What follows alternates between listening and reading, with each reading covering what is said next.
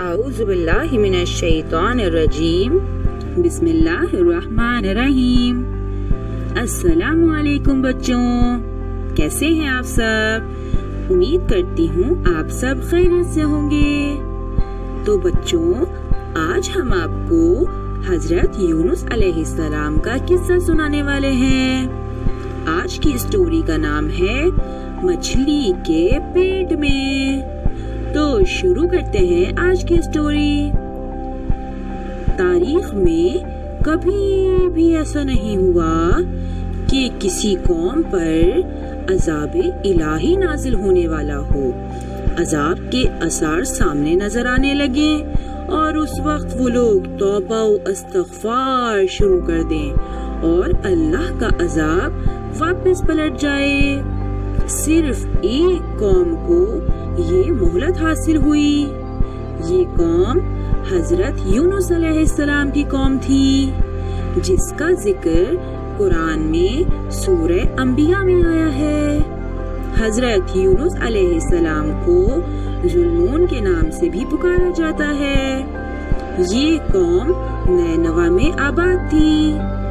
جب یہ قوم اپنی سرکشی اور گمراہی میں حد سے آگے بڑھ گئی تو اللہ تعالیٰ نے حضرت یونس علیہ السلام کو ان کی طرف بھیجا کہ انہیں سیدھے راستے پر لائیں۔ حضرت یونس علیہ السلام ایک طویل عرصے تک لوگوں کو راہ راست پر لانے کی کوششیں کرتے رہے، مگر کوئی ان کی بات سننے پر آمادہ نہیں ہوا۔ تنگ آ کر آپ نے ان سے کہا، اگر تم لوگ سیدھی راہ پر نہیں آئے تو اللہ کا عذاب تمہاری طرف نازل ہو جائے گا اور پھر تمہاری نجات کا کوئی راستہ باقی نہیں رہے گا۔ عذاب کی خبر سن کر بھی ان لوگوں پر کچھ اثر نہیں ہوا۔ وہ بولے، اگر ایسا ہوتا ہے تو ہو جانے دو، ہم تمہاری دھمکیوں سے ڈرنے والے نہیں ہیں۔ یہ سن کر حضرت یونس علیہ السلام کو بے حد نا امیدی ہوئی۔ انہوں نے سوچا کہ اللہ کا قہر اس بستی پر نازل ہونے والا ہے، مجھے یہاں سے نکل جانا چاہیے۔ مگر اللہ کی طرف سے انہیں ایسی کوئی ہدایت موصول نہیں ہوئی تھی۔ ان کے شہر سے نکلنے کی دیر تھی کہ آسمان پر سرخ بادل منڈلانے لگے۔ یوں نظر آنے لگا جیسے فضاؤں میں آگ لگ گئی ہو۔ یہ دیکھ کر لوگ بہت گھبرا گئے۔ وہ سمجھ گئے کہ جس عذاب کی انہیں خبر دی گئی تھی وہ عذاب آ گیا ہے۔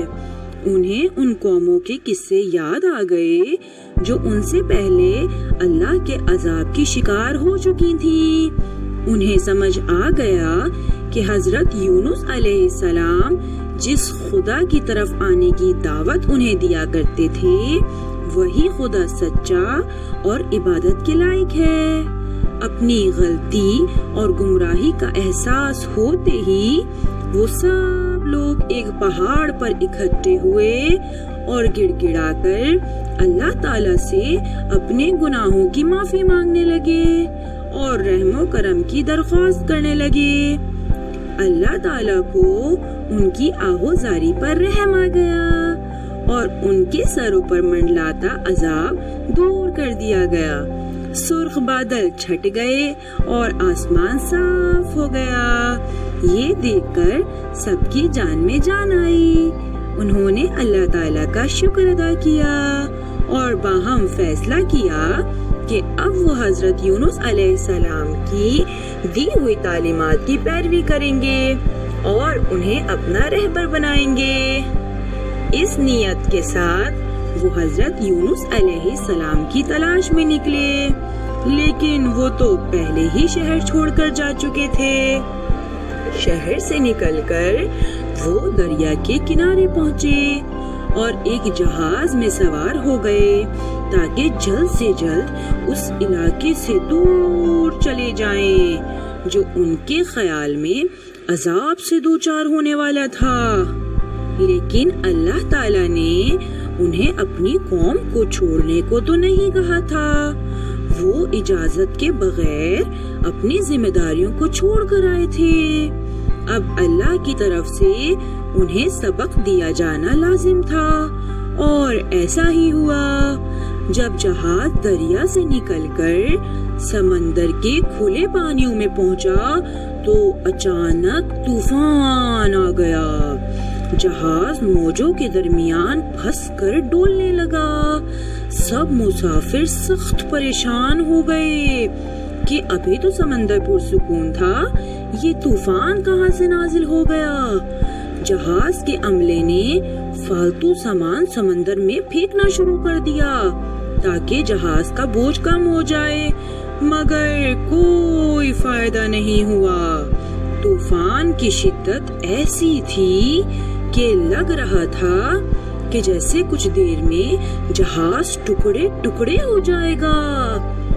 یہ حال دیکھ کر کشتی چلانے والی نے کہا، میں نے سنا ہے کہ جب کوئی غلام اپنے آقا کے پاس سے بھاگ کر کسی کشتی میں سوار ہو جائے تو وہ ایسے ہی طوفان کی زد میں آ جاتی ہے۔ معلوم ہوتا ہے کہ ہم میں کوئی غلام موجود ہے جو اپنے آقا سے بھاگ کر آیا ہے۔ جب تک اس غلام کو جہاز سے اتارا نہیں جائے گا ہماری معافی نہیں ہوگی۔ یہ سن کر حضرت یونس علیہ السلام کو احساس ہوا کہ ان سے کیا غلطی ہو گئی ہے۔ وہ تو اللہ کی اجازت کے بغیر اپنی قوم کو چھوڑ کر آ گئے تھے۔ انہوں نے کہا، آپ کا خیال درست ہے، میں ہی وہ غلام ہوں جو اپنے آقا سے بھاگ کر آیا ہوں۔ آپ لوگوں کو چاہیے کہ مجھے سمندر میں پھینک دیں۔ لوگ آپ کی بات سن کر بہت حیران ہوئے۔ ایک شخص نے کہا، آپ کے چہرے سے تو بزرگی کا نور ٹپک رہا ہے، آپ جیسا انسان بھلا ایسا کام کیسے کر سکتا ہے؟ حضرت یونس علیہ السلام نے انہیں یقین دلانے کی بہت کوشش کی، مگر لوگوں نے کہا کہ بہتر ہوگا کہ قرآن دازی کر لی جائے۔ جس کا نام قرآن میں نکلے گا اسی کو پانی میں کودنا ہوگا۔ قرآن ڈالا گیا تو حضرت یونس علیہ السلام کا نام ہی نکلا۔ اپنے اطمینان کے لیے ان لوگوں نے ایک دفعہ پھر قرآن ڈالا۔ اس مرتبہ بھی حضرت یونس علیہ السلام کا نام ہی سامنے آیا ہے۔ تیسری دفعہ پھر ایسا ہی ہوا۔ حضرت یونس علیہ السلام نے کہا، میں پہلے ہی کہہ رہا تھا کہ میں ہی وہ غلام ہوں، اب کرنے کا کام یہی ہے کہ میں اس جہاز سے اتر جاؤں۔ یہ کہہ کر آپ نے پانی میں چھلانگ لگا دی۔ جیسے ہی آپ پانی میں گرے، ایک دیو قامت مچھلی تیزی سے آپ کی طرف بڑھی اور آپ کو نگل گئی۔ روایات میں اس مچھلی کے بارے میں صرف اتنا ہی بتایا گیا ہے کہ وہ بہت بڑی جسامت کی حامل تھی، مگر شواہد سے معلوم ہوتا ہے کہ یہ مچھلی ویل مچھلی تھی، کیونکہ سمندر میں کوئی اور مچھلی اس سے بڑی نہیں ہوتی۔ اس مچھلی کے پیٹ کے تاریک قید خانے میں حضرت یونس علیہ السلام 40 روز تک رہے اور مسلسل ان الفاظ میں اللہ سے معافی طلب کرتے رہے، تیرے سوا کوئی معبود نہیں، تیری ذات پاک ہے، بے شک میں ہی قصورواروں میں سے ہوں۔ یہ آیت سورہ انبیاء کی آیت نمبر 87 ہے۔ بالآخر آپ کی دعا قبول ہوئی۔ اللہ کے حکم پر مچھلی نے آپ کو سمندر کے ساحل پر اگل دیا۔